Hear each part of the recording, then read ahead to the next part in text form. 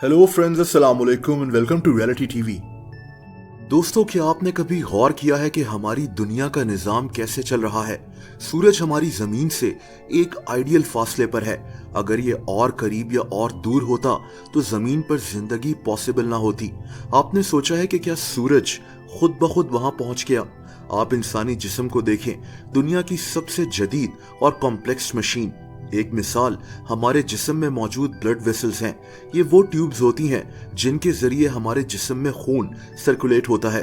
इन tubes का इतना बड़ा जाल हमारे जिस्म में बिछा हुआ है कि अगर आप इनको सीधा कर लें तो इनकी लंबाई 1,00,000 किलोमीटर तक चली जाती है। आप सोचें कि हमारे छोटे से जिस्म में ये ट्यूब्स का जाल क्या खुद ब खुद तैयार हो गया? इंसानी दिल को देखें, ये इतने जोर से खून को पंप करता है कि खून निकलकर 30 फीट दूर जाकर गिर जाए, लेकिन हमें इस चीज का एहसास तक नहीं होता।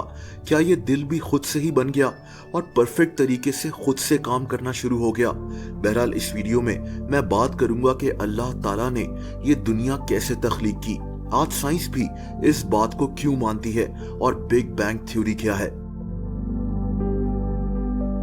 दोस्तों, आज साइंस ये मानती है कि 13.7 अरब साल पहले एक इंतहाई गर्म और घना बबल मौजूद था। इसका साइज बहुत छोटा था और फिर एक जोरदार धमाका हुआ और हमारी कायनात वजूद में आ गई। कायनात यानी स्पेस, प्लैनेट, स्टार्स, जिसमें हमारी जमीन भी आती है, सूरज और चांद भी आते हैं। ये सब कुछ इसी को बिग बैंग कहते हैं, यानी एक जोरदार धमाका। साइंटिस्ट के लिए ये बात बहुत हैरत अंगेज है कि एक छोटे से बबल से ये इतनी बड़ी कायनात कैसे वजूद में आ गई। दोस्तों, साइंस ये भी मानती है कि तब से हमारी कायनात एक्सपैंड कर रही है, यानी फैलती जा रही है। इसका मतलब ये है कि कायनात में मौजूद गैलेक्सीज एक दूसरे से तेजी से दूर जा रही हैं। हमारी कायनात का कोई एक सेंटर नहीं है, हर चीज बस एक दूसरे से दूर जाती जा रही है। इसकी एक मिसाल नान या किसी ब्रेड की डो है। ये डो जब पकती है तो फैलती जाती है, लेकिन इस डो की बेस वही रहती है। इसी तरह कायनात मुसलसल फैलती जा रही है, एक्सपैंड कर रही है। लेकिन दोस्तों, साइंस को कायनात के इन राजों के मुतालिक कैसे पता चला?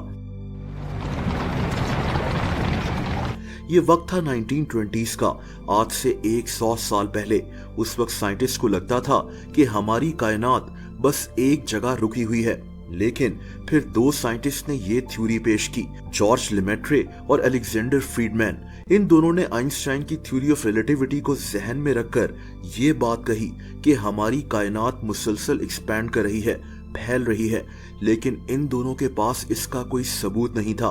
लेकिन फिर 1920s में ही एक एस्ट्रोनॉमर होता था, इसका नाम एडविन हबल था। इसके पास उस वक्त दुनिया का सबसे बड़ा टेलीस्कोप होता था, इसको हुकर्स टेलीस्कोप कहते हैं। एडविन हबल ने ऑब्जर्व किया कि गैलेक्सीज रुकी हुई नहीं है, बल्कि हैरान कुन स्पीड से मूव कर रही हैं और जमीन से दूर जा रही हैं, यानी कायनात फैल रही है। इसे हबल्स लॉ कहते हैं। अब इसका मतलब है कि कोई एक सिंगल पॉइंट था जिससे ये कायनात फैलना शुरू हुई और यहीं से बिग बैंग थ्योरी सामने आई। 1964 में बिग बैंग थ्योरी का एक और सबूत सामने आया, जब अमेरिका में फिजिसिस्ट एर्नो पेंजियास और एस्ट्रोनॉमर रॉबर्ट विल्सन ने दरियाफ्त किया कि खला में एक अजीब किस्म की एनर्जी फैली हुई है, जैसे कभी एक जोरदार धमाका हुआ हो, जिसके असरात आज भी मौजूद हों। मैंने कोशिश की है कि बहुत ही आसान अल्फाज में इन सारी बातों को एक्सप्लेन करूं।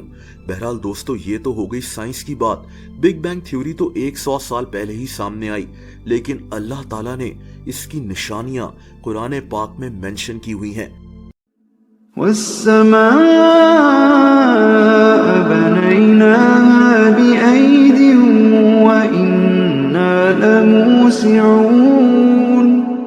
And the heaven we constructed with strength, and indeed we are its expander.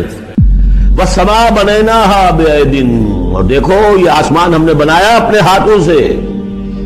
वइन्ना लमूसिऊन, इसका आम तर्जुमा जो पहले किया गया था वो ये था कि हम वुसअत रखने वाले हैं, लेकिन आज जब हम इसका तर्जुमा करेंगे हम इसको तौसील देने वाले हैं। या मुंह से है वुसअत देना, जो कि आज से पहले इसका अंदाजा नहीं था। आज हमें मालूम है this expanding universe. दोस्तों ये सूरह धरियात है। अल्लाह ताला ने हमें बताया है कि अल्लाह ताला कायनात को वुसअत देने वाले हैं, यानी ये एक एक्सपेंडिंग यूनिवर्स है। बहुत से स्कॉलर्स ये भी मानते हैं कि अल्लाह ताला ने कुरान पाक में बिग बैंग का जिक्र भी किया है कि आसमान और जमीन पहले एक थे और फिर कायनात वजूद में आई। الذين كفروا أن السماوات والأرض كانتا رتقا ففتقناهما وجعلنا من الماء كل شيء حي أفلا يؤمنون کیا کافروں نے نہیں دیکھا کہ آسمان اور زمین دونوں ملے ہوئے تھے تو ہم نے جدا جدا کر دیا اور تمام جاندار چیزیں ہم نے پانی سے بنائی، پھر یہ لوگ ایمان کیوں نہیں لاتے؟ اب دوستو اس پر بہت سے اسکالرز میں اختلاف ہے کہ کیا واقعی یہاں اللہ نے ہمیں بگ بینگ کی نشانی دی ہے یا نہیں۔